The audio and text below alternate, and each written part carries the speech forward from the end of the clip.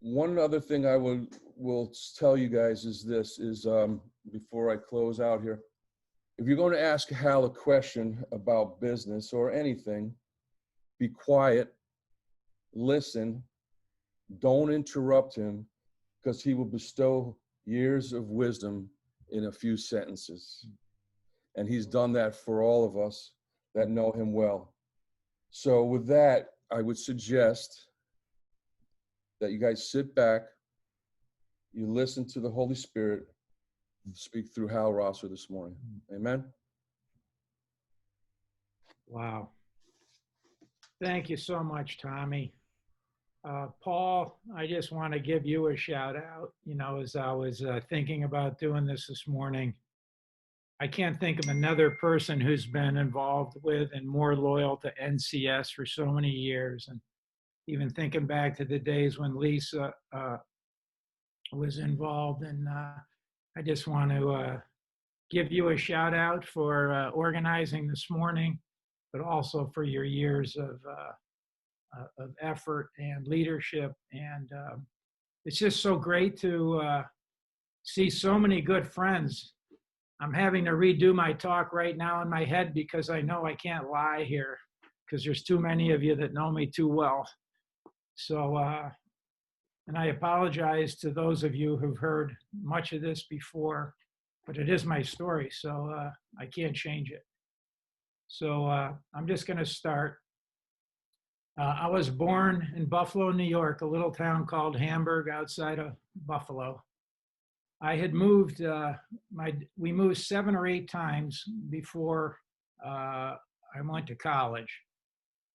3 of those, I was in 3 different high schools. 2 of them were in Toronto, Canada. And I guess maybe that's the beginning of my story because I really didn't have any roots. We were moving around a lot. I missed 1 year of school because they thought I had rheumatic fever. I never went to school the whole year. And then I finally went to some super duper heart specialist and he told me I didn't have it. So I just wasted a whole year. I played sports just like every other normal kid, you know, basketball, football, baseball. We even attended various churches as a family over time. I can remember being confirmed when I lived in Orchard Park, New York, outside of Buffalo in my mid-20s. They actually made me an elder in the Presbyterian Church. I had no idea what I was doing. Bob, I clearly didn't go through what you went through to be an elder in the Presbyterian Church, but I can say that I never heard the gospel message. My mom was a nurse. She was diagnosed with cancer when she was 45 years old. I was in the 10th grade. My dad was in the insurance business as a salesman, life insurance business as a salesman, and also in management. A very high pressure job. I could, you know, he was on a commission and we went up and down based upon, you know, how his business was going. He was a World War II submarine survivor. He spent 4 years there. His life was spared 2 times. Once he had appendicitis, he came back and had the operation and his submarine was sunk, everybody was killed. And then when my sister was born in New London, Connecticut, he went back to see her for her birth and his submarine was blown up that time. I can say that my weekends as a kid were associated with getting together with family, relatives, and drinking. And that's what they did. And my encounter with alcohol began in the 8th grade and became a way of life for me for decades, leaving a destructive path along the way. I skipped school a lot, and I'd get so far behind I knew I couldn't catch up, so I just would never go back. I think I missed more than half of my 10, 11, 12 years in high school. I was involved in several serious car accidents, both in high school and in college, all involved drinking. I was even arrested for breaking, entering, and theft when I was in high school in Toronto. One day, my future brother-in-law visited us in Toronto. We were getting transferred back to the States after the 12th grade. As you know, they go to 13 in Canada. I hadn't even thought about going to college. But my now brother-in-law, Bill Garrett, said, you know, there's a school in Northern New York called Clarkson that might take you if you apply there. So it was the only school that I applied to. I did get accepted. I have no clue why they took me. I think it was just plain geographic diversity. They wanted to have international students. So I did go. When I got to college, I joined the Animal House fraternity, the greatest fraternity there was. We won all the sports trophies, but it was a typical Animal House. Most of the hockey players, it was a hockey school. All the Division I hockey players were in my fraternity. But you got the chips knocked off of your shoulders, any ones that you had. And I really learned then, you know, how to get along with other people. During my college summers, I spent 2 years as a boiler washer helper, cleaning boilers at Bethlehem Steel in Buffalo, New York, and 2 years as a residential mortgage collector at Marine Midland Bank, which was the largest bank in Buffalo. My sophomore year in college, my mom died after suffering 5 years with cancer, and I wasn't there for her. I remember getting the call from my dad, and I drove home, and I can remember most of my time in college. I never even followed up and talked to my mom. I lived a party life.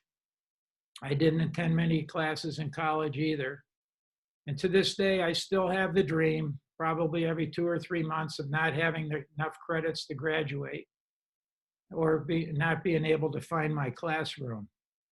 I was totally self-indulged. I'll never forget being in a bar one Friday night drinking. A guy came up to me that I haven't seen since, and I never really had seen him before then, except back when we were playing Little League together. And he said to me, I can't believe the guy who worked so hard to play third base in Little League is destroying his life the way I see you destroying yours. And for the rest of my life now, I've thought about that comment. I met Rita when I was a freshman, my future wife now, but she wouldn't have anything to do with me until after my 4 years there. I was going to summer school to try to raise my grade in calculus, which I got an F in, which I did raise to a C, so that I could get my cum up to a 1.86 so I could graduate. But we were at a local bar one night, and I don't know what happened, but we started talking about German Shepherds. And for those of you who know Rita, you know she's an animal and a dog lover. And so that sparked our early relationship. We got married 1 year after graduation. We moved back to Hamburg. Rita was my new roommate. The problem is I didn't realize she was my wife. I didn't grow up. Drinking continued. I wish I had a nickel for every time Rita would be looking out the window at night, wondering when I'd be coming home. My dad died 2 years thereafter, drinking and smoking related. Rita taught school in Hamburg. One night at a teacher happy hour after school, I remember going over to pick her up, and I got jealous that I thought she was flirting with some guy. So I ended up punching out one of her fellow teachers. She taught with him every day, and I ended up punching him out right at the bar. That went over really well. And as Tommy mentioned, my first job after college was selling dictaphones, basically door to door to schools and hospitals, et cetera, and I hated it. So after about a year, I went back to Marine Midland Bank, where I'd been the residential mortgage collector, and applied to get into their management training program. And for whatever reason, they did take me. So I was in there with 12 other people. And for the first time in my life, I was infatuated and inspired by what I saw was a business, something that I was interested in. And I got motivated to try to do the best that I could. So I always remember reading this article in the Wall Street Journal about Walt Wriston, who was then chairman of First National City Bank, the most innovative, largest bank in the world, cutting edge financial institution. And it just so happened that they expanded to upstate New York and to Buffalo. So I immediately applied to work over there, and I got a job at Citibank in Buffalo. And within the first few months, they sent me and one other guy out to the Stanford Business School. And in several weeks, I learned more than I did in my whole 4 years as a business major in college. And thereafter, we moved to New York City. I wanted to get to New York because I knew it was a financial hub of the world. And our son Luke was born after 8 years of marriage. And I think the Lord knew that clearly I wasn't, Rita was, but I wasn't ready to be a dad. So it took us 8 years to have a son. I was then going to get an international assignment. And before they sent me over to Singapore, I went off to Carnegie Mellon University for 4 months, only coming home a couple of times on weekends, again, totally away from my family for an executive development program. And then we moved to Singapore, and my job was the chief of staff for the man who ran all of Citicorp's institutional and investment banking activities in Asia. I was way over my head in that job, and we traveled nonstop for the whole year and a half that I lived in Asia. Hardly ever at home. Our trips would be 3 weeks, 2 weeks, 4 weeks. But believe me, I saw Asia, and if you can imagine, back in the early 80s, at its rawest, going to places like Thailand and Indonesia.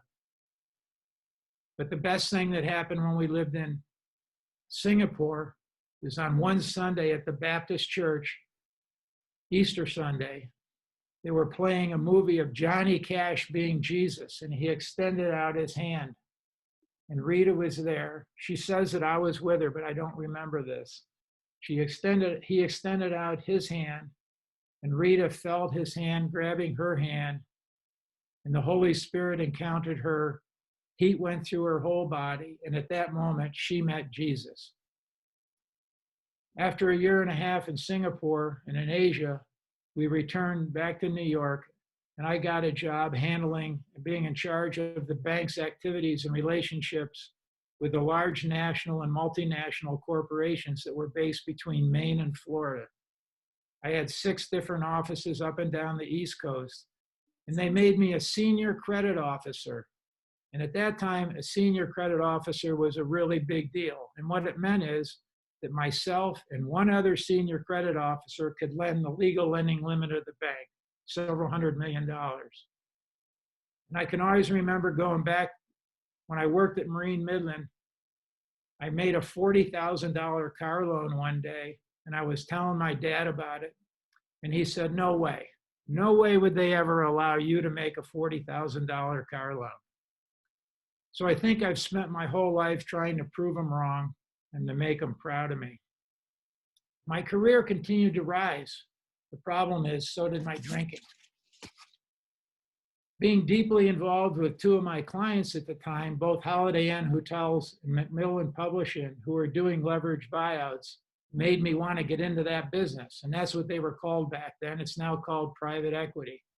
And Bob Orem, who's on the call, was instrumental when I was making the mental decision, should I try to transfer out of a job which I had to go over to Citicorp Venture Capital? So when I got there, here's what I found. I found a small group of very elite Ivy League types, kind of like you, Paul, non-traditional bankers. I was so out of my league. They were all 5+ years younger than me. I'll just tell you about it, several of them. Bruce Bruckman attended Phillips Andover Academy, Harvard undergrad, Harvard Law.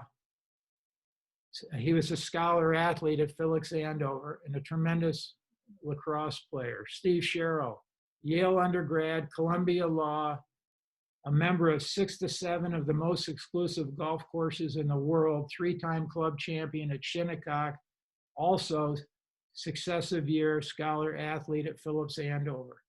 Dick Cashin, Harvard undergrad, I forget where he went to business school, Olympic rower, and up until about 5 years ago, ran the private equity business at JP Morgan. Greg Maffei, Dartmouth undergrad, Harvard Business School, Baker Scholar, currently president of Liberty Media. It's reported that within the last several years, he's made over $200 million a year. And Hal Rosser, 1.86, Clarkson College dummy who knew nothing. When I got there, I had given up having a network of people working for me, multiple offices, a whole infrastructure. I came in the first day and they said, there's your desk, there's a phone, go at it. I begged my boss for over a year to let me in. And when I got there, I realized that the only thing I really knew how to do potentially was lend money. And what the job entailed, for not to go into too much detail, but you had to find a company that you're interested in buying, woo them so that they would end up going with you, make a bid, win the bid, arrange the financing, make sure that the investment was going to hopefully realize a strong return, close the transaction, buy the company, and then live with it for as long as it took, anywhere from, in my experience, 1 year to 10 years, till you ultimately sold it. You form a board of directors, and you hang in with them, changing management, going through all the ups and downs, and hopefully you make money at the end. I had no clue about any of that. So and then what made it even worse is that I lived in New Canaan, and all these other guys lived in Manhattan. So at 8 or 9 o'clock at night, they'd just be getting warmed up, and I'd run down to get on the train to come back to New Canaan because I felt guilty about not being with Rita and my son Luke. So I just felt absolutely sick that I'd made maybe the biggest mistake in my life. So I finally found my first company. I'd spent, and this is in 1989 dollars, I'd spent over $600,000 in bank's due diligence money on this one company. And right down just before the closing, I got cold feet, confirming to my boss what a loser I was and that I wasn't going to make it, which is what he told me. But then shortly thereafter, I got involved with another company called Steak and Ale and Bennigan's, large restaurant chain around the country, had 20,000 employees. And we were close to buying the business. I was close to buying the business. We were at the lawyer's offices in New York. Paul, you can relate to this. We're in a 48-hour marathon. I've been up for a couple of nights, totally tired. And at 4 a.m, I realized that I was $20 million short. It was a $450 million purchase. So I called my boss at 4 a.m. in the morning and explained the situation to him. And he said to me, have fun with it. And he hung up on me. Now, the Bennigan's business was doing well. It was going up, but the Steak and Ale business was going down. And all I could think about was, am I doing this just to put a deal on the books? Or do I really think this is a good investment? And to be honest with you, I think I was more the former. So anyway, eventually that morning, after negotiating and going through all the paperwork, we ended up finding the $20 million. My lawyer actually had to hold my hand because I was shaking so much as I signed, hundreds of pages of documents on behalf of Citicorp Venture Capital to buy the company. I went downstairs, got into a car that was going to take me back up to Connecticut, and all I could do was pray. I don't think I had ever prayed like this before. And it was a stupid, simple prayer. I just said, God, can you get me out of this mess? Because if I end up blowing 20,000 people's lives because of my stupidity and my arrogance and my desire to do a deal, and am I going to blow my whole career? Because the job I had at the bank was very sought after, and I'd given it all up. When I went to Citicorp Venture Capital, again, as Bob Warren helped me, I gave up everything that I had. And so as time went on, emptiness and guilt set in, and I continued drinking, working long hours away from home, realized that I was an absentee father, and that I was driven by money, power, and position.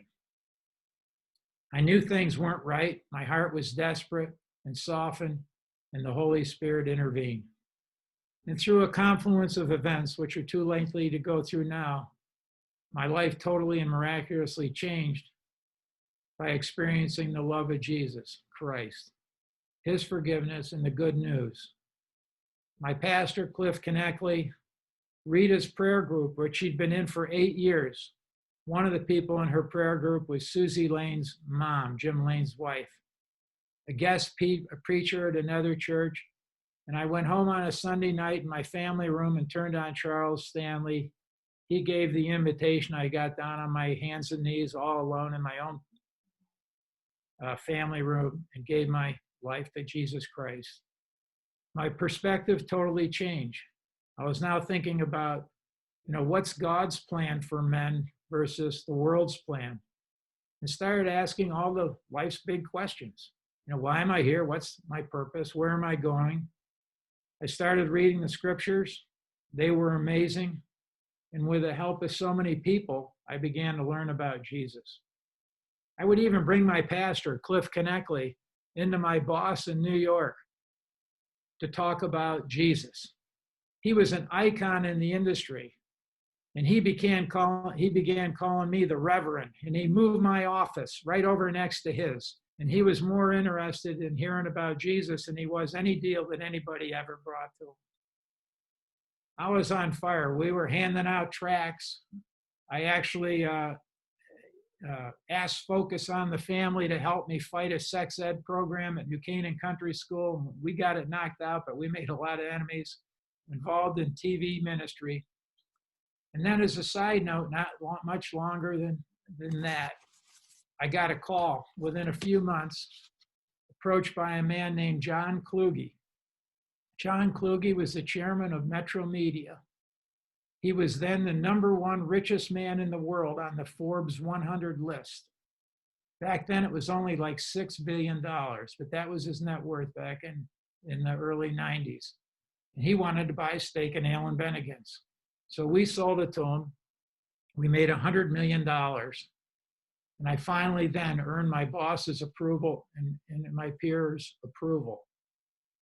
So in the mid-1980s, Citibank, Citicorp Venture Capital, got in financial trouble because of a severe real estate crisis. We were constrained in our ability to make additional investments. So Steve Sherrill, Bruce Bruckman, and I left to start Bruckman Rosser and Sherrill. And when we did, we raised the largest first-time fund that had ever been raised. And at the closing party, at our shiny new offices at Park and 56, we invited all our investors, our accountants, our lawyers, our own staff, everybody who'd worked on the fund it took us almost 9 months to a year to raise the fund. We had a party. I drank so much wine, I got totally drunk. We went over to PJ Clark's, a nearby bar that most of you might know about. I passed out on the table. They put me in a limousine, sent me back up to Connecticut. I got sick in the car, which I hardly ever did because I was able to consume so much alcohol, but at this night I got sick. I stumbled up the stairs into the bedroom, lied to Rita another time about where I'd been or what I'd been doing. I woke up in the morning and I said, I just can't do this anymore. I called up my pastor, Cliff, went over and met with him and said to him, Cliff, every time in my life that I've done something that I've regretted, and there were many, alcohol is involved.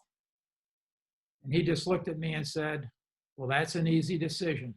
So we prayed, and 25 years ago, I think that this year, I haven't had another drop of alcohol. So as I tried to walk with Jesus in my business, I began to develop a reputation as an honest and fair person. And it led several companies to choose us as their suitor, even when we didn't offer the highest price. During my time at BRS, we purchased 25 companies, making millions of dollars for people involved in the companies and all the people at BRS. And I might want to add,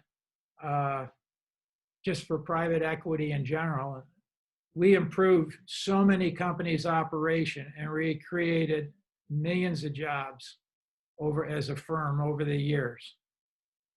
And after 15 years and 3 funds later, I left to go start Rosser Capital Partners. And I was attracted by the idea of being totally independent. I had already developed an expertise in multi-unit retail and restaurants, so that's what we were going to do. I developed a reputation of being maybe one of the leading investors in the space, having a local office in Greenwich, and maybe most importantly, going into business with my son. Now, he'd worked with us at BRS, but being in business with him and then being able to turn the business over to him at some point. But several years into that, he walked in one day and told me that he didn't get the same kick out of the business as I did, and he left. And that was a huge disappointment. It took me years to overcome. But I can say now I couldn't be more proud of him as a man of integrity, honesty, as a husband to Emily, and as a father to his 3 kids. So I'm now in my 10th year at Rosser Capital Partners. I'm stepping back. I'm completing a transition to my younger and highly capable partner. However, the recent COVID crisis has me re-engaged more than I would have liked. And as Paul said in the beginning, how'd you like to be in the restaurant multi-retail business now? It's really ugly. But, you know, I've been working for 50 years. It's hard to believe, 50 years.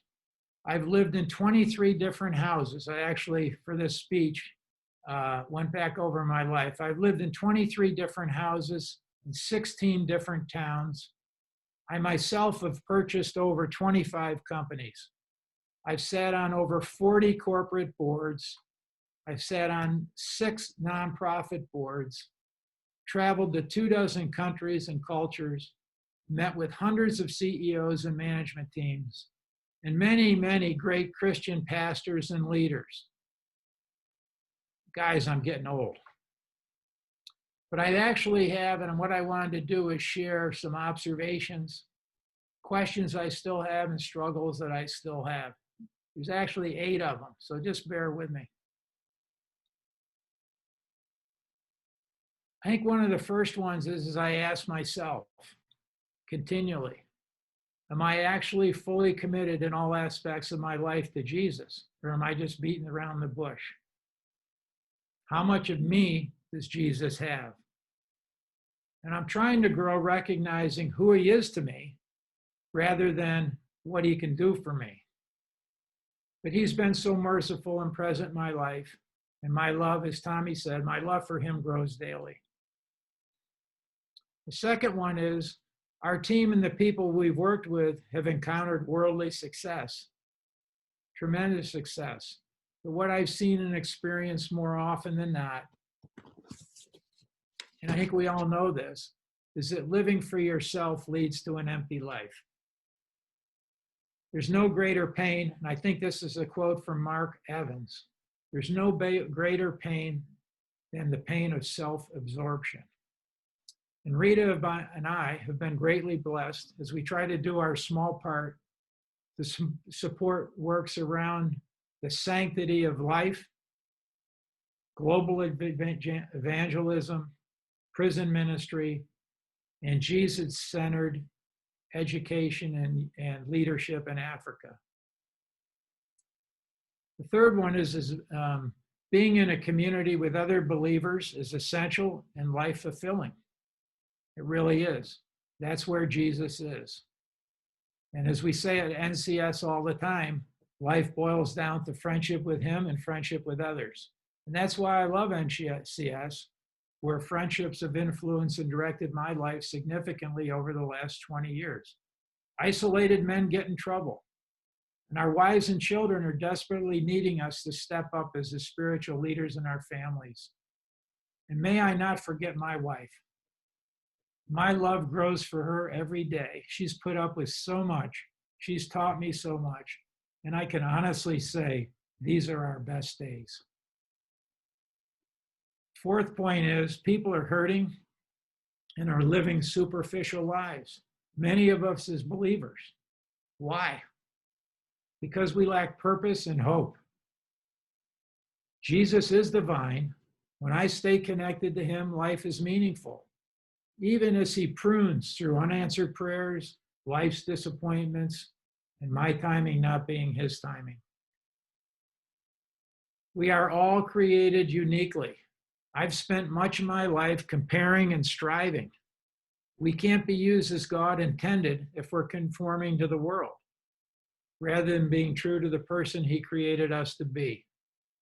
We all need each other in the body of Christ. I think we all know that.